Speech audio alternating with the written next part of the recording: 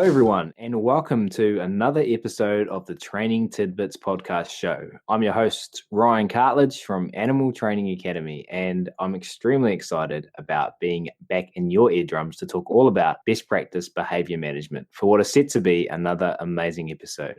I can't wait to dive in and learn all about today's guest and their learning odyssey. If you haven't checked the past episodes out yet, then make sure to head on over to www.animaltrainingacademy.com and you can listen to them all there, or you can also find them on iTunes or on Stitcher. There is definitely something there for absolutely everyone, as well as some sensational up-and-coming episodes planned over the next wee while. Just before we do get started though, I'd like to take this opportunity to share some of the really exciting things happening with ATA. If you like the conversations in these podcasts, then I want to invite you to continue them with like-minded people within the ATA membership area. Some of the ingredients of the membership include forums with hundreds of training videos and projects where together the community helps problem solve different training situations. We then have the private Facebook group where we share animal training successes, members updates, and relevant content from the web. On top of this, we have WhatsApp chat groups with separate group chats for horses, dogs, cats, birds, exotic animals, and more. Via these groups and direct from your smartphones, you can engage in text message-based conversations with an international community of positive reinforcement animal trainers. And then to top it all off, we connect live twice a month in members-only live web classes where we dive even deeper into the topics you will learn about here. To find out more about membership and how you can join the community and carry on the conversation, visit www.animaltrainingacademy.com and click the membership button in the main menu. But we will get started on today's episode, where I'm going to be talking to Emma Parsons. Emma is currently a canine behavior training consultant for Surefire Dogs in Boston, Massachusetts, as well as owning her own business. She specializes in managing and rehabilitating the reactive and aggressive dog. She is the author of 2 highly popular books on the subject, Click to Calm, Healing the Aggressive Dog, and Teaching the Reactive Dog Class, leading the journey from reactivity to reliability.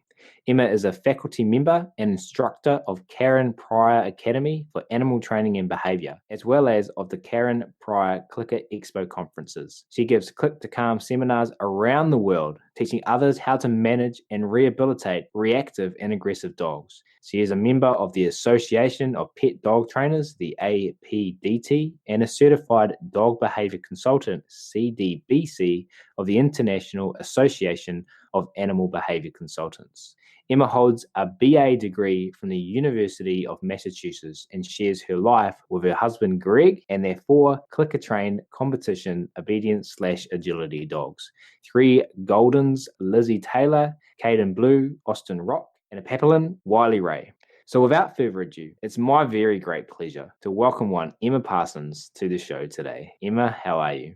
Good. Thank you, Ryan. You're very welcome. We're going to dive straight into the first question today, Emma. Could you please take everyone listening back to where you first started to learn about positive reinforcement animal training and share some of the stories of the first animals that you ever worked with using positive reinforcement? When I had Ben, my golden retriever, that is who Click to Calm is about, when I rehabilitated him. Traditionally, I used choke collars, prong collars with my first set of dogs. When I got Ben as a puppy, his breeder made me swear that I would use positive reinforcement training with him because she, also a traditional trainer, had already started learning about positive reinforcement training and vowed she would never go back. So one of the conditions that I had to meet when I obtained Ben was that I would use positive reinforcement training to teach him all of the skills needed to compete in obedience competition. So I absolutely was excited to do it. I worked with a coach by the name of Patty Russo, who was in the States, and we are talking, that's back in the 1990s. She was a very, very successful obedience competition trainer. And she was the first one who taught me about positive reinforcement training. The first thing she did is had me read the book, Don't Shoot the Dog by Karen Pryor, which, if you know more about my history, it was so important that I had read that book because when I ultimately worked with Karen Pryor herself, I understood a lot about learning theory that I had never learned before. So that is where I started with my positive reinforcement training. Back then, I was using a verbal marker. I was not using a clicker. I started using a clicker maybe about a year into Ben's training when he started to have his aggression issues. And it was Karen Pryor who taught me how to use the clicker. So with Ben, I wanted a dog to compete with. I bought him again from this breeder, and probably by the time he turned about 6 months old, I started to notice him starting to growl at other dogs. Back then, I was extremely, I would say, ignorant of dog behavior. I will admit that, because prior to this, I never had an issue with any of my dogs. They were always quite friendly with dogs and people. So when I saw this growling that Ben was displaying, I immediately was really nervous about it, because it frightened me, actually. And I ended up taking him to an expert in aggression, and who ended up hanging him on a prong collar, which made his aggression extremely worse. So not only would he growl and sometimes bark at other dogs, but now he was actually certainly growling and barking, but he was really lunging. He would have his teeth bared. Saliva would drip down both sides of his mouth, and it was extremely difficult to watch. And being the president of New England Dog Training Club at the time, it was extremely embarrassing. So I knew that I needed help. I ended up going to a dog training meeting in Hawaii. And that was just actually a task that I had to do because, I was involved in the obedience training world at the time.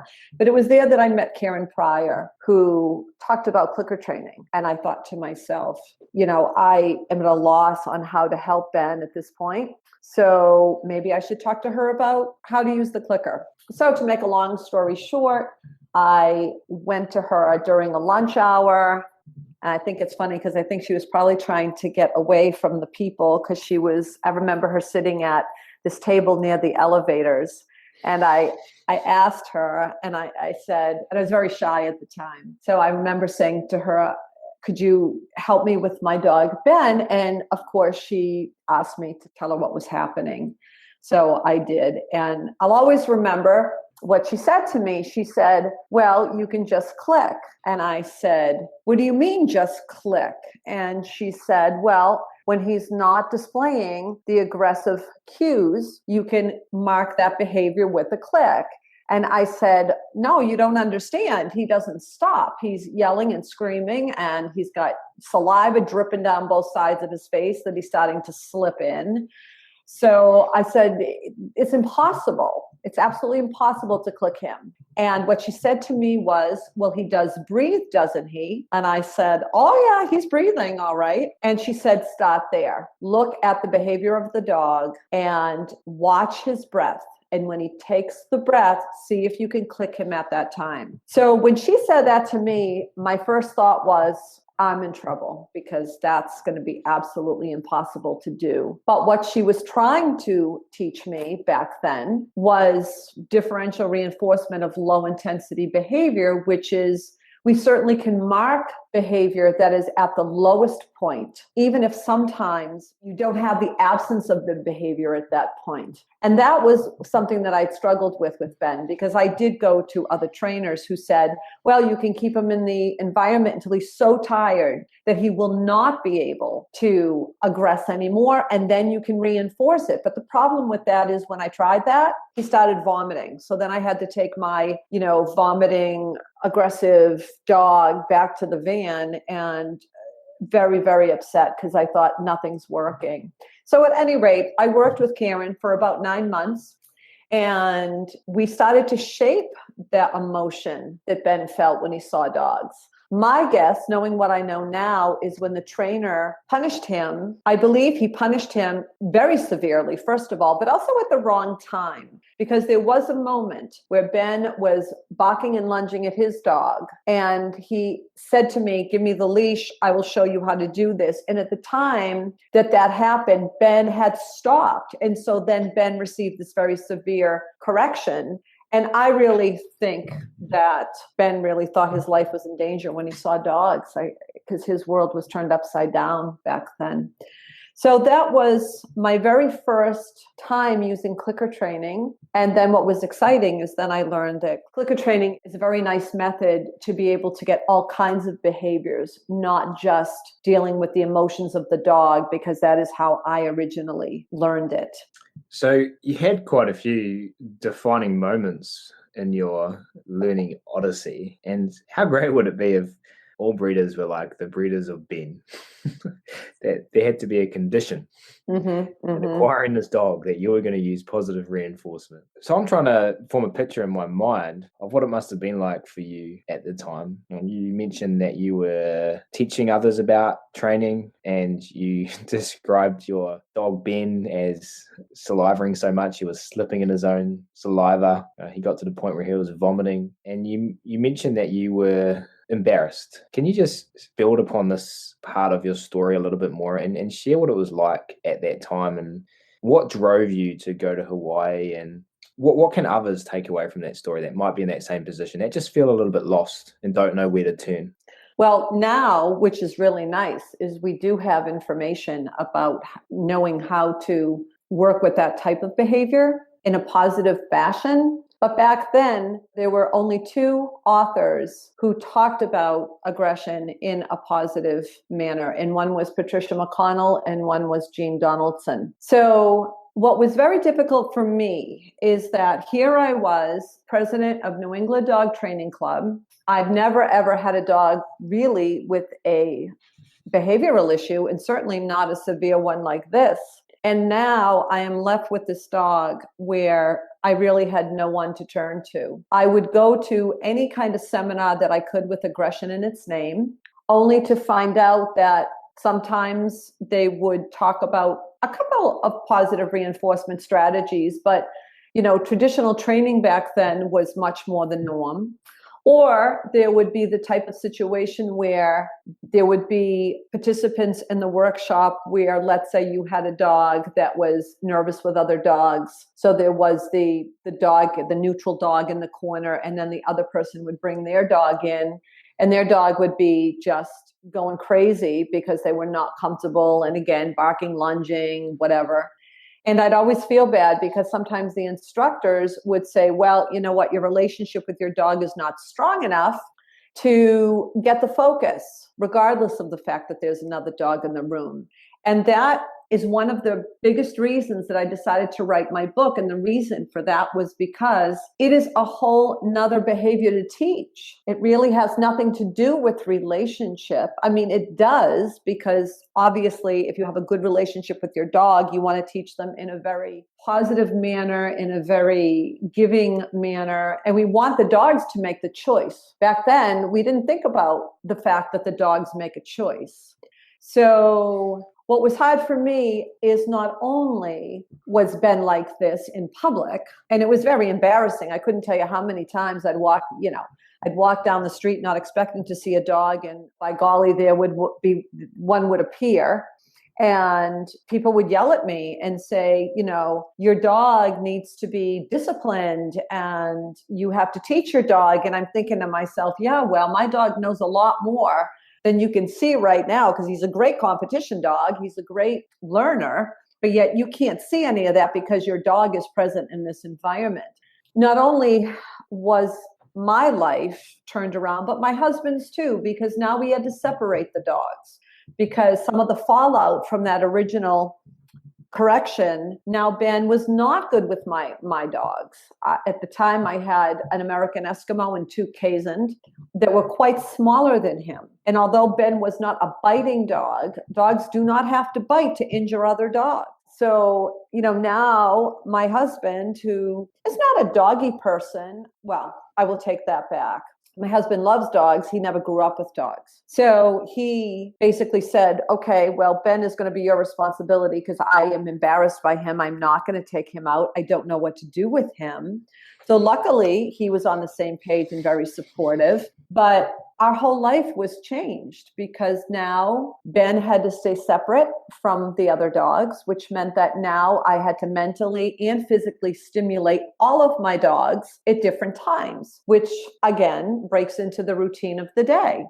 So we had to learn to live with Ben in a whole different way. Things like carrying your car keys and having them jingle could set Ben off in attacking one of the other dogs. My guess is because the jingling sounds like collar tags jingling. That's the only thing that I thought. So it was really difficult, and friends were not very supportive. They knew me. They knew the whole reason why I wanted to get a golden retriever to compete with. And many of them said, don't waste your time. Get rid of him. He is going to be useless to you. But then I thought to myself, once a dog is in my home, they are mine. And if I decide to have Ben euthanized, then that will be me that's going to decide it.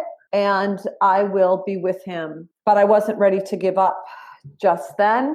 I feel like I hit rock bottom, and that is why I ended up going to see Karen Pryor in Hawaii and to discover that she lived very close to me, actually.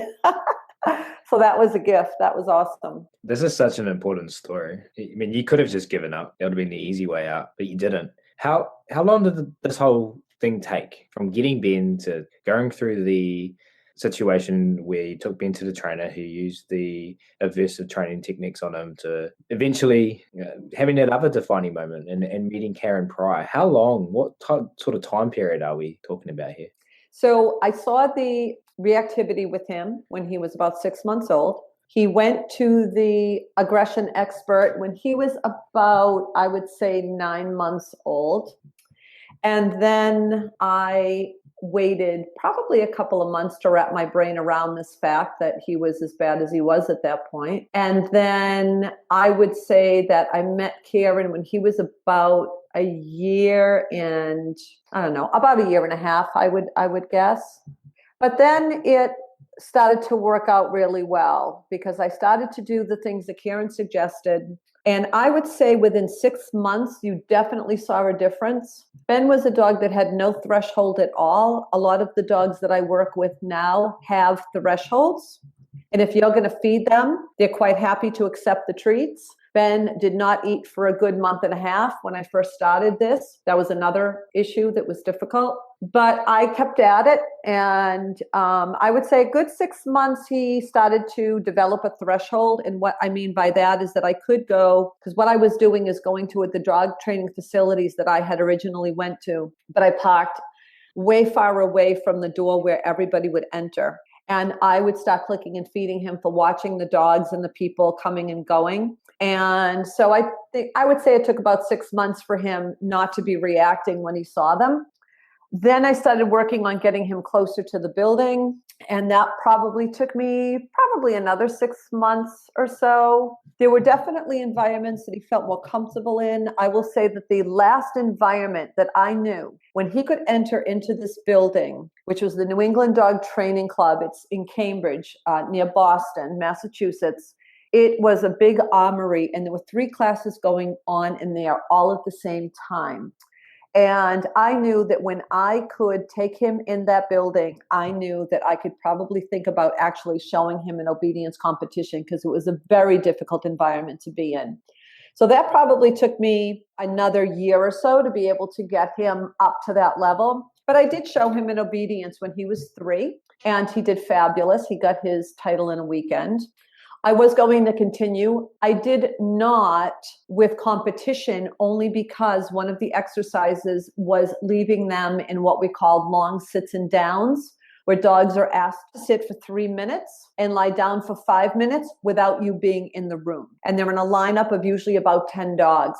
And I had taught Ben that if there was anything in the environment that he was concerned about, his response was to come to me. So I felt that it would not be fair to him to leave the room. Although friends of mine, the same friends who I have to say were not supportive in the beginning, were my biggest advocates after the fact. would say, well, we can stay ringside and jump in if something happens. And I thought that was unfair. It just doesn't make sense to me. The whole point about competing is the dog being there by himself. So I did not continue with that. But one of the things I am most proudest of, and it happened probably when he was about 5 years old, is he got his Canine Good Citizen title. And what was so exciting about that is that he had to be near another dog without me giving him lots of reinforcement. You had to go up and meet someone who was also had a dog on leash. And he did that beautifully. And that really showed me how far he had come. I was very proud of him at that point. He then went on to become my quote unquote neutral dog in my reactive dog class because, he was taught that if a dog barked at him, then he gets lots of jackpots. And at that point, he was very happy about being around barking dogs because he would get lots of jackpots. So I have really old video of him doing this. And you would never know this dog had an issue in his life.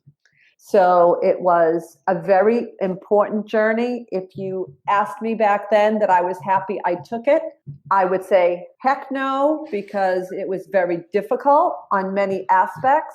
But now I feel so blessed to have been down that path with him and able to share that journey with others. Because one of the things that I notice when I meet clients, whether they're private students or whether they are in my reactive dog classes, is it is very difficult if you do not have a dog like a reactive or an aggressive dog. It is very difficult to understand what it's like to live every single day with them. And that's what many of my students have told me, that not only are the training methodologies helpful, but the fact that they can talk to me, they can cry with me on the phone, they can express the joy, the first time that their dog looks at them versus looking at another dog or a child or a person, etc., that they will never forget that moment. And I can share that with them because I also can remember when those things happened.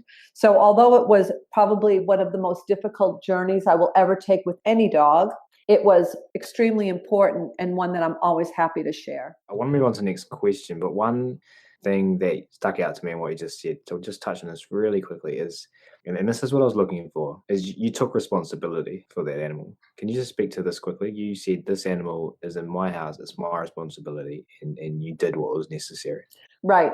I knew that he needed things that I had to provide for him. The dream of me having a competition obedience dog had to be put on hold. So the dream, I think we have dreams with every dog that we get, whether it's to rescue a dog that has been traumatized, whether it is to get your top agility dog, your top obedience dog, or whatever the case may be.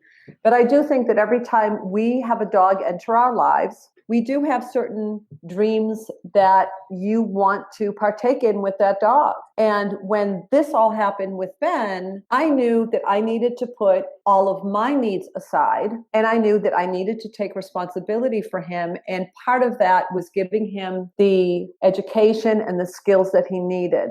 You talked about trusting the methodology. The issue back then is that I had nowhere else to turn. If this methodology was not going to help him, then I would have to euthanize him. That I had no question about that. The breeder, trying to be supportive, said, I will take him back. I knew she would euthanize him if that was the case. But he is my dog. From the moment he was a puppy and he entered into my house, he is my dog, and I will give to him whatever he needs. Happily and luckily, I was able to be blessed with working with Pryor, who had so much experience. I never would have been able to do this on my own. So I did have a guide. I did have a coach that helped me through this. But had that not happened, I would have to make the decision of putting him to sleep. And if that was the case, I would have to be there with him. I would never, ever, because of his severe issues, would have given him back to the breeder. I would not have given him to a rescue. He would not have went anywhere else because he is mine. And I have to do what's right by him, and that was difficult because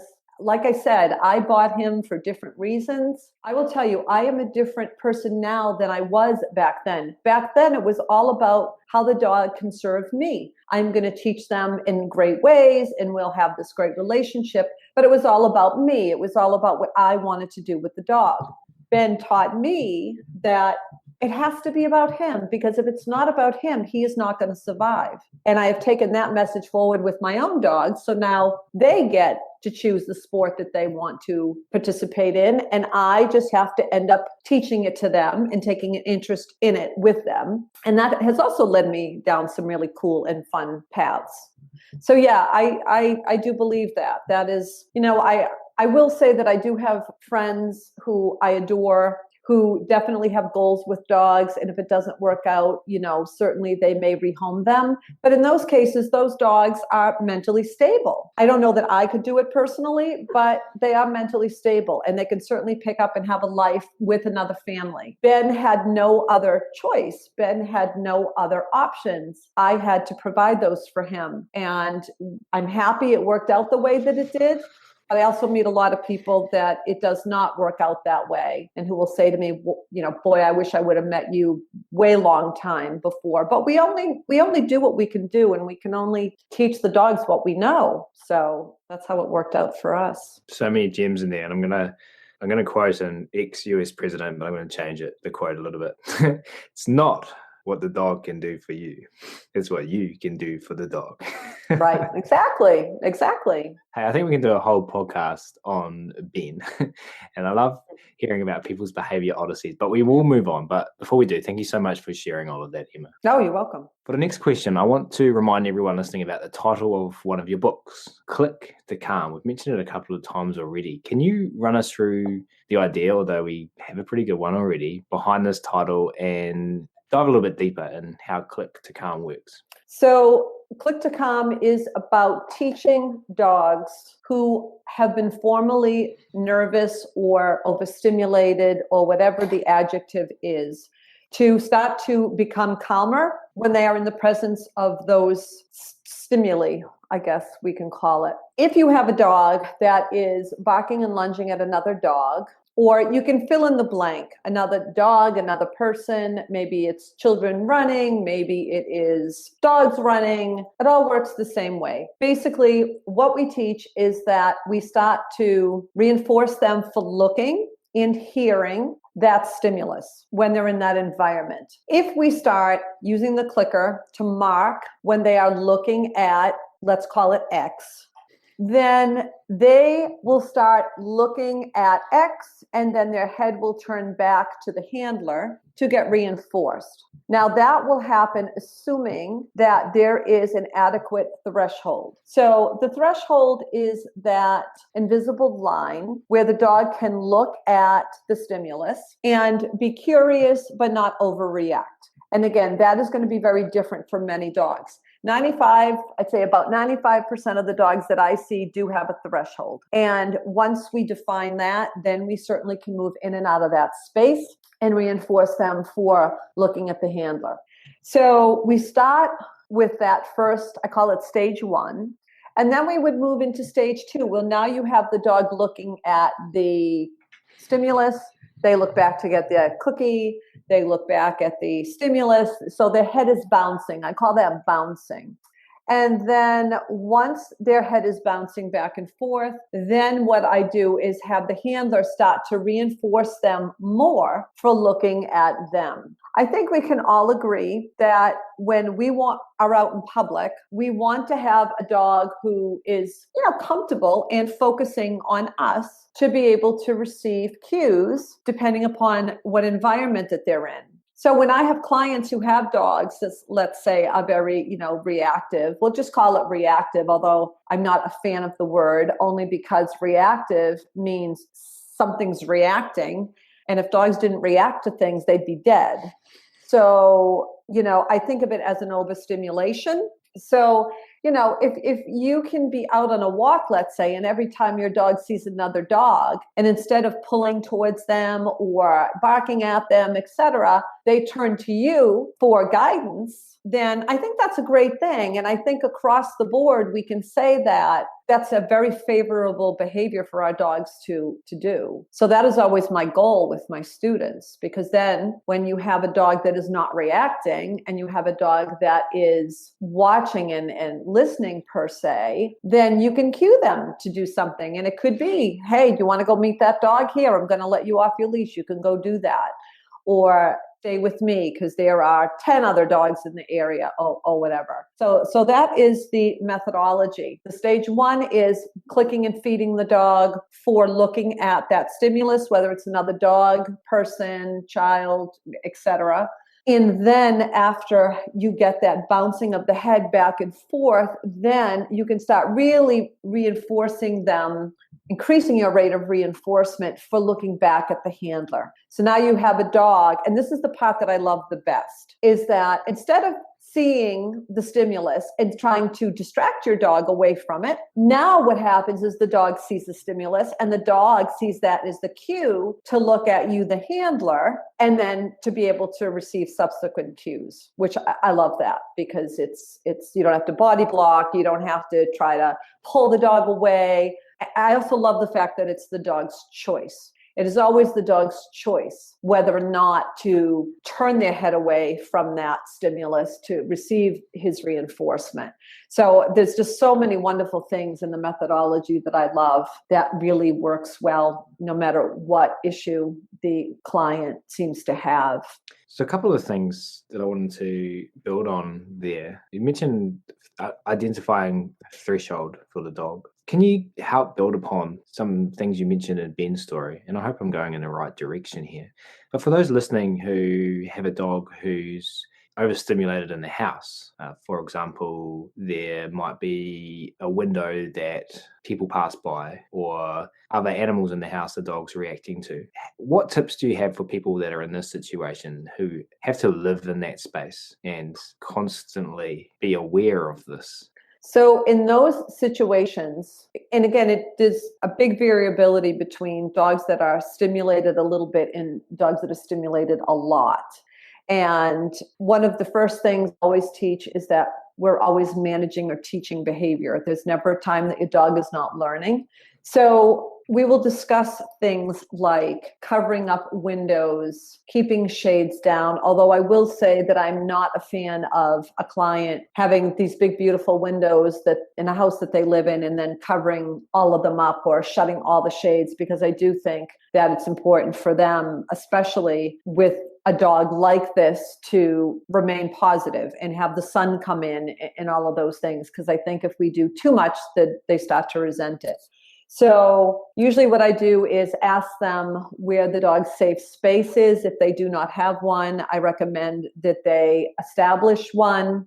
A safe space can be anything from a crate to a baby gated bathroom to a finished basement, etc. For me, my safe space is in my basement. They have these big kennels and they know when they go in there, they're just chilling. So usually with a client, there's a certain time of day where there's more reactivity going on. You know, it could be that their windows face a school, and every time the school children come to school and then leave, it's more difficult.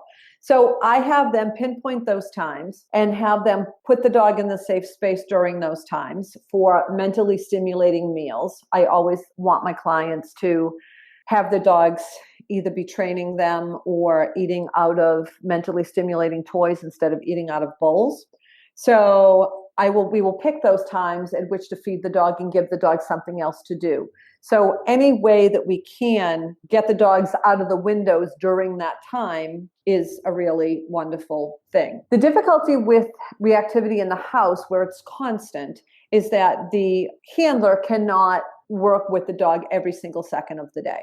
So in the more severe cases, I have had dogs who are reacting not only with people outside, but they're also reacting when they hear the toaster or they hear the microwave or they hear the washing machine. And those dogs I do send to a veterinary behaviorist if the handler will consent, to see if medication would help with some of that, because a lot of times these dogs are very anxious And every sound that they hear is just a reason to become reactive. And it's just not a healthy way for the dog to live. I know sometimes turning furniture around can help. A lot of my clients have these big bay windows, and that's where dogs will perch themselves watching people walking up and down the street with dogs and bikes and et cetera, et cetera. And sometimes if they take the couch and move it against a different wall, then the dogs are not so apt to go to that nice big bay window where they just perch themselves all day and watch it. A lot of times these dogs too are not mentally stimulated enough. So this is their actual way of mentally stimulating themselves. So we talk about those pieces as well. So I like the way you described all of this. And at the start there you said you might have a reactive dog and you identified why you don't potentially like that word. And you said whatever adjective you use to describe your dog. So when we're doing this, do you think about it purely in form of behavior, or are you thinking about shaping emotions? For example, taking a dog from fear and frustration to confidence and contentment, I think is a phrase that you use with your book. Is that correct? Yeah. Yeah. So the way I think about it is when a client tells me they have a certain behavior issue, I do identify the behavior and I think about what is happening before it and what is happening after it so that I can have a framework in which to work within, I guess is a good way to put it. The difficulty with issues like these is that clients are very emotional about it. There's a huge emotional component to this behavior. When I think about behavior in general, we tend to think about things like teaching dogs maybe obedience cues, like heeling and sits and downs and things like that.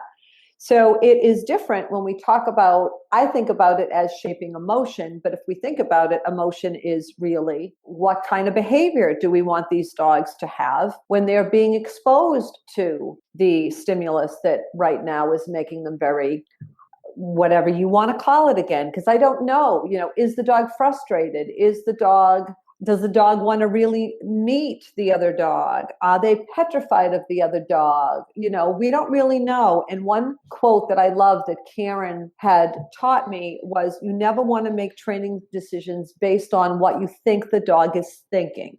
So I try as an instructor to not necessarily think about what the dog is thinking per se, but I do look at the behavior. I look at the signals that the dog is exhibiting, and then I pretty much work from there. I think it's important that dogs get to choose. I think the option of choice is huge when you are working with issues like these, because us humans, sometimes what happens is because we know that nothing bad's going to happen to the dog. If you have a dog who's very shy with people or fearful of people or whatever the case may be, as humans, we try to have them meet more people. We know it's a good thing to socialize them, et cetera, et cetera. But if the dog is showing signs that they don't think that's a great idea, and humans continue to overexpose them, then you have dogs that are realizing that the cues they are trying to communicate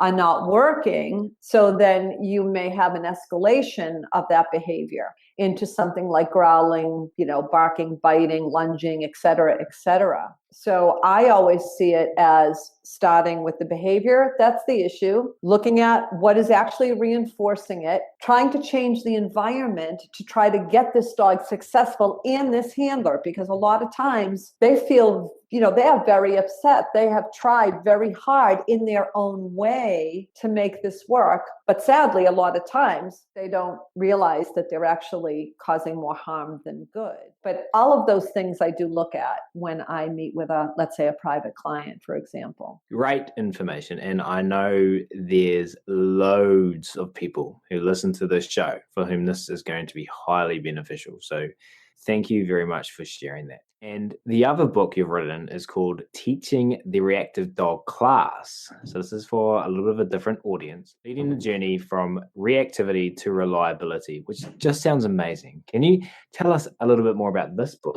I wrote this book for two reasons. One, it is for all those teachers and instructors who are thinking about teaching a reactive dog class. Many times when I give my workshops and seminars, I do have participants who want to offer this class in their facilities, but not sure how to get started and not sure what pace to take with these types of dogs. So that is one audience that I wanted to give that information to. The other is that I will on occasion get emails from people who have a dog with these issues and they're not sure how to get started. They don't have the availability of coming to a seminar or a workshop, and they certainly do not have reactive dog classes in their area. So they say, what can I teach and at what pace should I teach it at?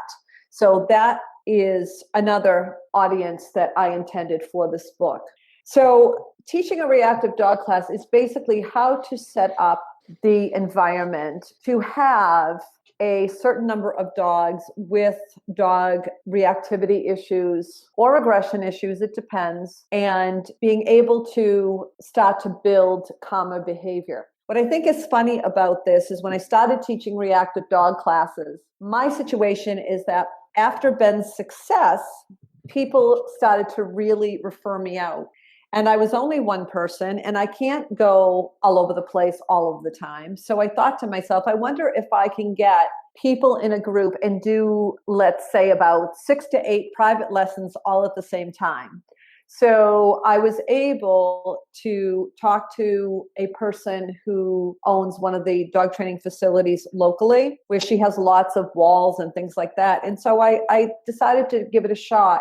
So what I found is that if you first educate the handlers about what a clicker is and how to handle it, etc., and you have them start working with the dog at home, and then you take the dog in to the facility one at a time, introducing it to them very gradually, then by the time you actually get them into the building, the dogs seem really happy about doing their clicker training work behind barriers. And that's probably the easiest way to explain it. So what I found is that I did a couple of experimental classes just to see how they would go. And it was amazing to me how when we had 6 dogs, and I think most of them at the time were dogs that were not good with other dogs. These people could not walk down the street with them. And how within 6 weeks, we could actually get them in the room, working on their clicker training skills and starting to come out one by one and feeling more comfortable with each other. It was very, very exciting. The book talks about that. It talks about what one does from weeks 1 through 6. And again, I will make the statement here, the dogs are the one who makes the choice. So weeks 1 through 3 is basically about getting the people in, teaching them how to clicker train. Dogs come in the building and then they come in behind barriers. But weeks 4 through 6 is run at the dog's pace. So when I'm teaching, I take the dog that's having the hardest time and we run at that dog's pace because, again, the dogs are not going to be reverting back. I mean, there's no point in doing that. My explanation is if I do not see any reactivity in that room, then I know I'm doing my job. And that is what I share with the clients as well. The thing about teaching a class like this in a building is that we do not have the ability to open up walls, right? So what we do is instead of using distance, we use time. So I do have certain dog and handler teams that will come into the room for about 5 minutes, leave for a little while, come back in, etc. But my only point is that we will go as fast as the dog will allow us to. One thing to say about that is that this class runs really well with the help of my assistants, who just about every single one of my assistants grew out of the reactive dog class that they had taken with their dog and wanted to share this information with others. So we have about a 1-to-1 ratio of dogs and handlers. And they are just very supportive of these people because it's very hard for some of these people to actually come in to do this work. We have the assistants who will stay at things like the doors and the parking lot because the facility that I teach, there is another class going on the other side of the room. So we have to make sure that everybody stays safe.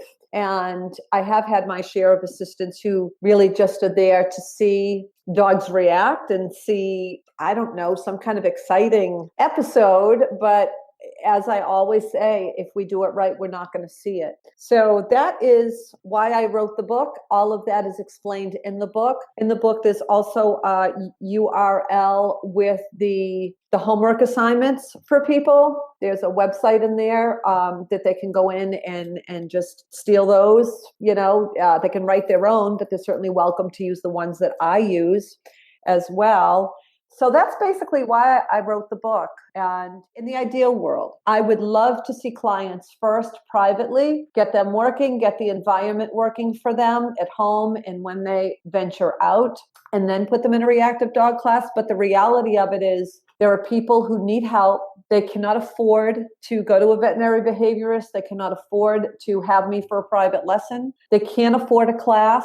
So I will absolutely take them on one by one. They all have my email address. They can all text me. So for that amount of time, and even afterwards, as long as they're working on it, I am happy to give them any information that they need while they're trying to help calm their animal. But sometimes that was the only way that I can reach people because they just can't. They just can't afford to do anything else. Emma, sounds like you need to start making some online courses. I know. I know. I'm gonna. That's on my list of to-dos. Any more books on the cards? I would like to write book. Actually, there are certain things that I would like to write. I would like to write about Click to Calm again. I think the Teaching a Reactive Dog class, if you read that book, that is more updated as I continued seeing clients and as I continue to learn.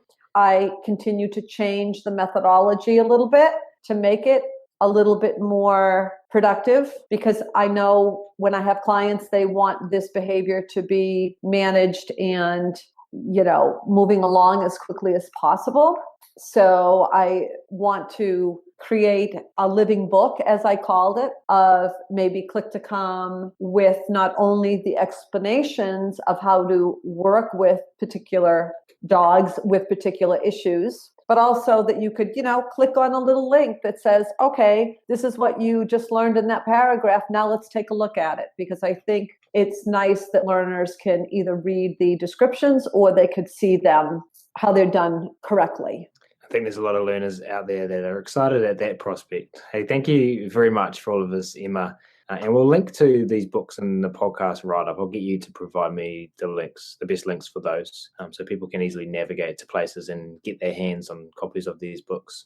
The other thing that I wanted to just quickly mention is that I had sent you a couple of videos of we have what is called a reactive dog party. So all of the students that are in that receive an invitation, I come up with all these reactive dog games. So I believe I sent you the ones with the Leslie McDivitt's Control Unleashed, the car crash game, but we're doing it with novel stimuli, so it makes it harder. And then we're doing things like relay races. And what's so exciting about these videos is that these are dogs that, again, really couldn't walk down the street. They couldn't see dogs from their windows at home. They had a really hard time to manage these dogs. And now they've just come so far. So it's so fun to get them together. We do this about maybe 3 times a year. And I come up with all these challenging things for them to do. And they're so happy when their dogs can play these games. And the dogs are just 100% better. So it's really exciting for all of us. I'm excited. Reactive dog parties. Reactive dog parties, yeah. Who would have thought? If someone told you when you first were working with Ben about 6 months into working on his behavior that you'd be throwing reactive dog parties. Yeah, no, I wouldn't have believed it. No. Hey, for this next question, I'd really love to learn about your work with the Pryor Academy and specifically about becoming certified through the Pryor Academy. Can you talk to this for us? Sure. So the Pryor Academy is a course that students take to learn about clicker training and about the learning theory principles. So the curriculum consists of, they take an online course, they have written assignments, they have training exercises that they do, and then at the end there are a couple of training and teaching assessments that they must pass to be certified. It is a very exciting course. It is a lot of work, I would say. I mean, it's hard to take courses, especially a 6-month course, because you learn so much and there is so many things to try and experiment with, etc. And they go through the course, they gain so much knowledge from it, and then they are just so happy that they were able to accomplish it all. And it just makes me so thrilled. A lot of my students are people who are just starting to get into the dog training industry. Some want to work in the zoos. And then I have some older people who are changing careers, who want to become dog trainers or open up grooming shops or pet sitting services, etc. And I just think it's extremely beneficial. I wish that there was a course like this that I could have taken way back when, because, I basically, as Patty recommended, read Don't Shoot the Dog and learned it from there. And then I had, the wonderful opportunity of working alongside Karen Pryor, but not all of us get that wonderful opportunity, right? So this is a way to learn from Karen through the information and work with a bunch of really great faculty instructors. All of them are very accomplished in their own right. I know for my students, again, I go out on the limb for them. They're my students. I will give them everything, not only the pieces of the curriculum, but also the information that I have learned as I have come through my experiences in this industry. So it's very exciting and very fun, very nice. Sadly, we are nearly at the end now, but that's okay, because we're also heading into one of my favorite parts of the podcast show, and this is story time. Emma, can you please share with everyone listening 2 or 3 more stories from your experience training animals so far and some of the important lessons these have taught you along the way? Yeah, so let's see. Yeah, well, there's a couple things. Of course, I apologize if they're surrounding Ben again, but Ben was the biggest teacher that I think I have had. So there was one point in Ben's rehabilitation where he was pretty much able to go into any environment at any time. And I went to a agility session with my instructor, and she had a dog there with her. We had our class and we were almost leaving, and she said to me, "Emma, do you think Ben could meet my dog?" And I said, "No, Ben doesn't meet dogs. He might meet dogs." I mean, he got to the point where if he looked like he wanted to meet a dog, we'd set something up, et cetera, et cetera. But at any rate, he definitely didn't meet dogs in training facilities, for sure. But then she said to me, "But I thought you said he was better with dogs." And I said, "Well, he is, but we just had a lesson." So after much attempting to stick to my original thoughts, I thought to myself, you know what, maybe it wouldn't be a bad thing. Maybe I should introduce Ben to her dog. It's a good test, I guess. So stupidly, I will say, I had Ben with me. She had her dog, and her dog was a very, very old pit bull. And she said, "Well, you know what, even if Ben attacks her, she doesn't even have teeth to bite him back with." And I thought to myself, this is just foolish. Why am I doing this? But I consented. So I said to Ben, "Ben, would you like to meet this dog?" And that was my cue back then when I was experimenting about seeing if he wanted to actually meet dogs. I'd say, "Ben, do you want to meet dogs?" And either he would look at me and his body would get all waggy, or he'd go behind me and growl. So I said, "Ben, would you like to meet this dog?" So he looks at the dog and looks at me and takes a couple steps back. And I said, "Ben, would you like to meet this dog?" So at this point, he takes a couple steps forward. And then finally, I got frustrated and I said, "Ben, go and meet that dog." And so Ben very slowly walked up to the dog and then jumped on the dog and started to aggress on the dog. Now, Ben was not a biter, so I wasn't afraid that he would bite this dog, but he was, had the dog on the ground, etc. So I pull him off, and I'm very ashamed. Even if as I say the story, I'm very ashamed. But I pulled him off. I look at him. He's got blood dripping down the side of his face. And I just basically turned on my heel, went into the car, very upset at myself, not upset at the dog, very upset at myself, because this dog who had learned to trust me and my decisions I made for him, I forced him into meeting a dog that he didn't even want to meet, which was just ridiculous. And I assume it was from the pressure of wanting to please, and of course, very upset at myself. Anyway, the thing that I thought was very interesting is that I get in my car. Back then, I did not have crates. They would ride with me in the car, but they were very good. Now, all my dogs are in crates, I will say that. But he would sit with me in the middle of the car, right? So my driver's side, there's a space in the passenger seat. He'd always sit beside me in that little empty space. This time I opened the car door for him to get in. He goes to the very back of the van. And I looked at him and said, Ben, come on, I'm sorry. Come on, back up. He totally ignored me. I drove home. He stayed in the back of that van. He ignored me for 2 days. Now, if you would have told me that somebody experienced this, I would have said, that's ridiculous. How do dogs know that?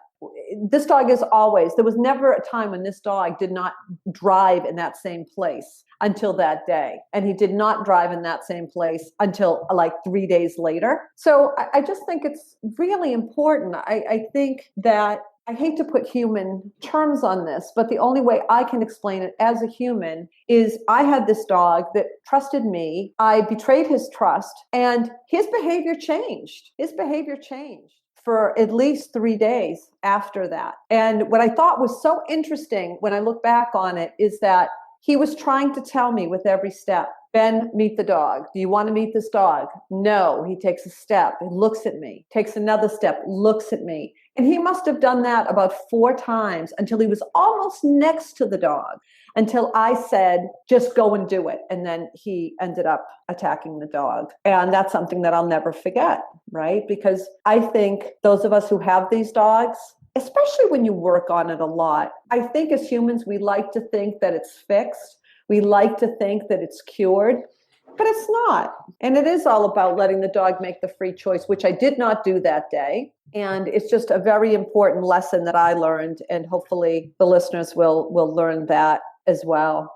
So that's one of my stories. It's interesting, isn't it? The influence that pressure can have on us to potentially make us do things that, in hindsight, yes, seem a little bit absurd. Right. In that story, and we haven't really touched on this specifically in this podcast, although you've mentioned it so many times, I think it's worth at this point to just spend a bit of time reflecting on it. Can you just talk to the importance of choice? Dogs need to be able to make choices just like people do. It's hard because I'm just sitting here thinking about choice as such a general term, but yet I know everything that I do with my own dogs as well as Ben, it is all about choices. So one of the first things that always come to my mind is when I hear home management described as, the nothing in life is free, I always think to myself, when I'm working with a client and their dog, and again, I see a lot of dogs that have really severe aggression issues. So one of the most important things I like is to improve that relationship between the handler and the dog. And one of the things that I work with is what I call effective home management. And with that, it's about the dog and the person almost like taking turns in the home environment. So things like the dog will sit to, have the person give the meal or something simple like that. I just think that dogs need to understand, and it's important for humans to understand how the world works. And I think it's important, especially dogs that have never had structure or dogs that have been traumatized or for whatever reason chose to communicate with people in a less than favorable ways in our eyes, right? Because dogs that bite and dogs that show all these other behaviors, for them, it's pretty natural. But for us, it's a problem because they live in our world. And I always say that. I feel bad for dogs in that sense because dogs, they can't really be the natural beings that they are a lot, right? Because they have to live in our world and certain behaviors are inappropriate for them to exhibit in our homes or, when we're out in public. I think it's important for dogs to understand how their home environment works. If you look at some of the studies that I'm just learning about, if you give some animals a choice of either eating for free and just with food on the floor, or they can get their food from a mentally stimulating toy or contraption, many of them will choose to do so by taking the mental stimulation route, which I think is amazing. And when I work with clients who have dogs with aggression issues, sometimes without even doing any of the training, when we start to put structure in the dog's life, that, they start to understand, if you do X behavior, then this is the reinforcement for it. I think is really, really important for the dogs. I think it's a nice way for them to learn and a nice way for them to be able to relate to their surroundings so much better. The difficulty with humans is that we know what dogs we've had in the past, and we seem to shape our own reinforcement history with this dog by what we've experienced in the past. So that can be very confusing to the new dog. So I think choice is extremely important. Choice is something that we all need to be able to do. I mean, does that make sense? Yeah, definitely. It's hard to explain, because I think a choice, there's just so many pieces, because, dogs need to be able to choose. I mean, they choose their behavior. They choose their behavior based on the reinforcement or the consequences, or however you want to explain it in the scientific terms. But choice is clarity for them. They need consistency. They need clarity. They need to understand this equals that. And one thing I know with clients is they don't really understand how much power they have in that respect. They don't really understand how much the dog really, if they have a dog that enjoys, let's say, human touch, enjoys the affection, enjoys, or what we call affection, right? Enjoys the playtime, enjoys the mealtime. There's a lot of reinforcement that they carry with them every day that a lot of my clients don't even think matter, that the dogs will just love. So I always think a part of my job is to, yes, help the dog practice better behavior, but also help the client really see how the dog perceives the world, so to speak, or as much as we can take from that, depending upon the behavior that's illustrated once we make these changes. So great. And unfortunately, that does now bring us to our final question for this episode. Emma, could you please take us all into the future and share with us what you would like to see transpire over the next 5 to 10 years in the animal/dog training world? I would like to personally see, all of us, not only us as instructors and people who are studying the science of learning, but I would love to see general public become interested in learning how all beings learn. I think I know the clients I see in the general public tend to look at dog training as, I need to find a dog trainer who will tell me to do X. Now, the issue with that is that sometimes if you have dog trainers who do things just because their dog trainer before them said to do it, or then their instructor said to do it, we don't really understand the reasons why we're doing things. Like, we don't really understand that the learning theory that we use for people is the same learning theory that we use for dogs, giraffes, and elephants. I personally would love to see general public become interested in how dogs learn, but also how they can relate to dogs better. I would love to say, I would love all people who trained or who worked with dogs or whatever animals to use positive reinforcement. I mean, that is a given, certainly. But to do that, we also need to understand what behavior is and how it's reinforced and how it's created, et cetera, et cetera. I would love to see more bridges between us as positive reinforcement trainers, bridges into the traditional training as well. Because, the difficulty with that is that if we put up walls as positive reinforcement trainers, traditional training is never going to change.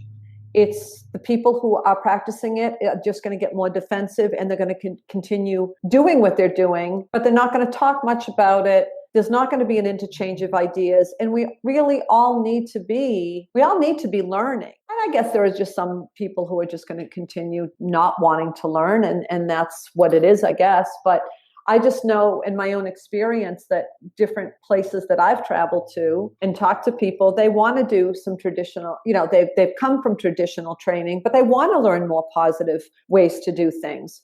And I think it's important to invite these people in and help them where they're at, shape them to become more positive reinforcement trainers, because I think that will help them and it makes us better. That's probably the biggest the biggest thing that I would like to see, because then we can share more ideas, and you don't have the defensiveness that you might have now in training in general. Such great vision. And as mentioned, that does sadly bring us to the end. Before we do wrap up, though, Emma, can you just tell everyone listening where they can go to find out more about you and your books? Sure. You can go to my website is www.emmaparsons.com. It's all one word. And there's information there just about how I teach, how to reach me if anybody has questions after hearing this podcast. And there's information there about, my resume and the books, et cetera, et cetera. If they are interested in the Karen Pryor Academy, they can go to Karen Pryor's website, which is www.clickertraining.com. They can go there. There's information there about, techniques for whatever species of animals you're training, as well as equipment, as well as how to become involved in the Karen Pryor Academy as students, if they'd like to pursue that. And they are doing it worldwide. So there's information there. And if they have questions, they can certainly email me. My email is creativecanine. It's CREATIV. No E at the end of it, but the letter K, number 9 at AOL.com. And I'm happy to answer anybody's questions, should they have any. That's very generous of you, Emma. Thank you for that. And we will link to all of this stuff in the podcast write-up as well, including links to Emma's books.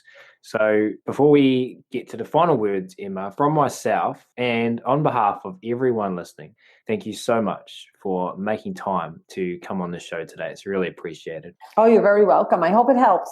I'm definitely sure that it's going to inspire and assist a lot of people. Have you out there listening have enjoyed this episode today, and you were interested in carrying on this conversation about the most positive and less intrusive ways of influencing behavior, then as mentioned at the start of this episode, the Animal Training Academy community is waiting for you. Head on over to www.animaltrainingacademy.com and click on the membership button in the main menu to learn all about how you can connect with like-minded, positive reinforcement-based animal trainers from around the world. Whether you train or are thinking about training dogs, cats, other pets, birds, zoo animals, implementing techniques within your vet clinic or any other area where behavior management is required, then you will love all the different ways you can join in. Whether it be the forums, WhatsApp chats, private Facebook group, live web classes, there's something there for absolutely everyone, and we're really looking forward to having you join the community. That's it for this episode, though. We will wrap it up there. Thanks again so much for listening. High five, Beehive. You'll hear from us again soon.